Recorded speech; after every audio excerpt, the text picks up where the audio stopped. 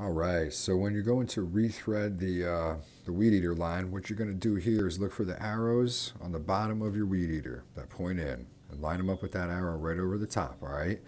Get those in a straight line like that. Zoom out a little so you can see it. Get your weed eater line here.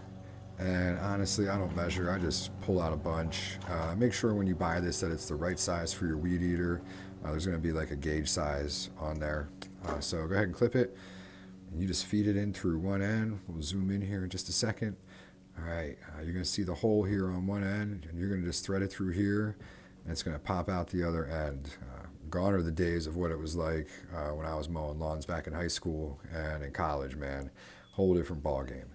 Anyway, you pull it through, all right, and what I do is I just pull it out, and I line up both ends when I pull it out, make it even, or somewhat even. All right, once you do that, there you go. You're going to come back over, and we'll zoom in here in just a second. You're going to see the direction you want to turn this, all right? There's going to be an arrow, and you just start turning it, and what this is going to do is just start spooling it up inside of your weed eater, all right? So just start cranking that. All right, we'll speed this up for you in just a second here. All right, hitting light speed there, everyone. You're just going to keep cranking that spool until all that weed eater line is pulled up as close as you want it to be. All right, make sure you hit that like and subscribe button too while you're spooling this up, everyone, because it's going to take you a moment. What you're going to do is you're going to keep cranking it down, and I'll show you what to do when you get these lines out here.